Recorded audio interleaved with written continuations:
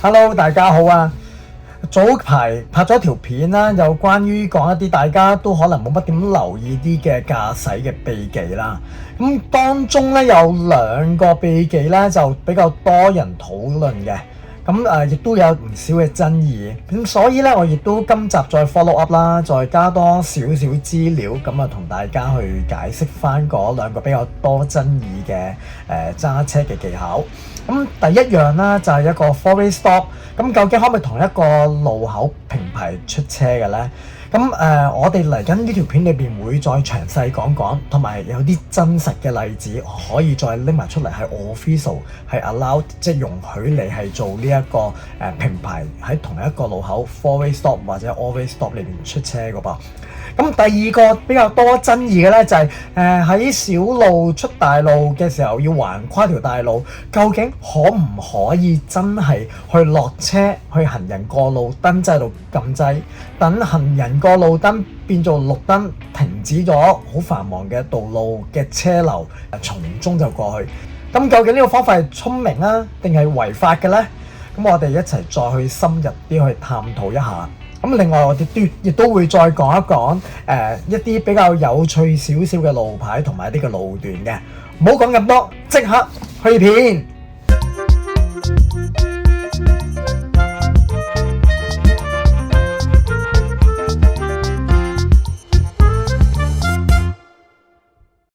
我哋先講講第一個最多人討論嘅爭議，就係一個 4-way stop 嘅問題。正常 4-way stop 大家都知道係邊個先嚟到等邊個就出車先。問題就出現喺同一個出口裏邊，可唔可以有兩部車一齊平排嚟到等嘅呢？有啲觀眾話唔可能兩架車一齊出或者一齊排隊，或者唔好俾機會有車喺你隔離排隊。但係其實我近排都發現到唔少地方地下真係畫咗線，係俾兩部車一齊排呢一個嘅 4-way stop 嘅，例如 UBC 一個嘅出口位等等啦。咁你都見到啦，地下係畫咗兩條等候線噶嘛，咁即係可以兩部車一齊平排等同埋平排出啦。通常就係咁樣嘅。如果咧左邊嘅車咧係轉左，右邊嘅車係可以轉右或者直行，又或者係右邊嘅車淨係轉右，左邊部車就淨係直去或者轉左。總之兩部車出嘅方向係冇衝突嘅話，兩部車其實係可以幾乎同一時間駛出嘅。但係要記住一樣嘢喎，呢一個唔係普遍嘅規則，係某啲路口嘅設計先會出現嘅。如果你係見到咁嘅情況，唔好即刻覺得對方一定係錯啊！好啦，我哋又講下另一個好多人討論嘅爭議，就係喺一個繁忙嘅路口裏邊，如果你架車要橫過一條繁忙嘅道路或者轉左，司機係可唔可以落車撳個行人過路燈，令到好繁忙嗰條路係出現紅燈，俾機會你直行或者係轉左呢？有啲觀眾話，有啲司機係喺小路出大路嘅時候，因為太多車，等極都出唔到喎。咁於是咧，好多人就會落車撳個行人過路燈，等交通燈轉燈，然後咧就可以出車啦。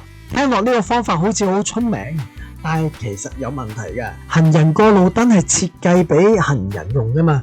如果司機特登落車去撳呢個交通燈，咁某程度上咧就係利用咗交通系統嘅漏洞喎。咁喺 BC 省啦 Motor Vehicle Act 裏邊，其實咧就冇一條明文規定話司機唔可以撳行人過路燈嘅。不過如果你落車去撳呢個行人過路燈嘅話，警察理論上係可以用兩個條文嚟到處理你嘅噃。第一個就係 Section 189，如果你架車停咗喺路上高造成交通阻塞；而另一個就係 Section 125，冇絕對遵守交通燈所發出的指示。所以呢一種做法喺法律層面係一個灰色嘅地帶嚟嘅，並唔建議咁樣做嘅。有啲觀眾問，如果唔係司機而係車上嘅其他乘客落車撳呢個行人過路燈又得唔得呢？法律層面，乘客落咗車就係行人，但係如果明顯係幫架車輛操控呢個交通燈，其實仍然可以被視為呢一個干擾交通運作，所以呢種做法其實都係一個灰色地帶，亦都係唔建議嘅。而且如果喺繁忙個路口突然之間轉燈，係有機會影響到其他方向嘅車流，呢種做法其實都係好值得爭議㗎。但係好老實講，我都真係見過好多司機佢哋冇乜耐性走落車去撳呢一個行人過路燈嘅。講多兩個冷知識俾大家聽下，大家有冇發現呢？如果你揸車行過呢啲 highway 高速公路，係咪有啲出口牌嘅？咁出口牌上高咪有啲數字嘅？譬如話第37號出口、40號出口、44號出口咁樣，大家有冇發現呢？嗱，我以 Highway 1嚟做一個比喻，咁咧，當你行到去呢一個第37號出口嘅時候，下一個出口係40，咁38、39去咗邊呢？其實呢啲出口係一個公里數字嚟嘅，呢一個37號嘅出口其實係距離一個參考點37公里，而下一個出口就係距離同一個參考點40公里，咁所以唔係每一個公里都有一個出口嘅。今次呢個公里係喺正個參考里數第37公里，下一個就喺第40號公里出現啦。咁究竟嗰個參考公里數係啲乜呢？大家可以喺 Google Map 裏面望一望嘅喎。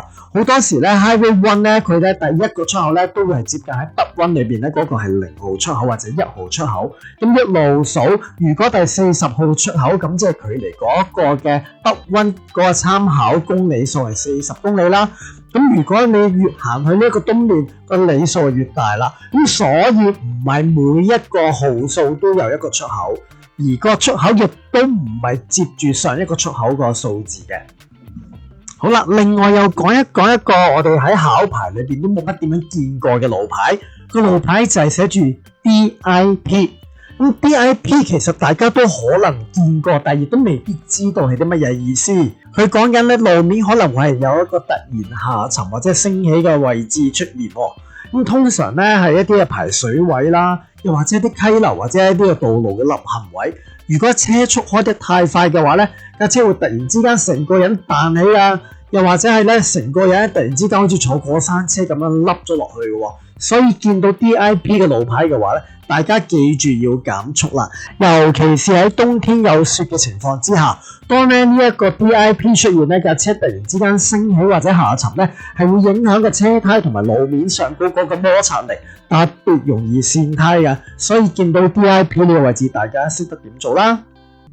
好啦，另外最後啦，就想同大家一齊分享一下我最近行過一條都幾得意嘅 highway 喎，就係喺 highway 17。SFPR South Fraser Perimeter Road 裏邊咧，其中有一個路段喺 Delta 嘅一個好 bumpy、好凹凹凸凸、上上落落嘅一條 highway 喎。大家都應該想像得到喺 highway 其實係應該一條又寬又直又平坦嘅路，但係偏偏就好似一架過山車咁樣上上落落。究竟大家知唔知係咩原因呢？如果你知道係咩原因特登整到咁樣，或者係意外整到咁樣嘅話，記住留言話我聽喎。咁睇下大家可唔可以俾到個答案我啦。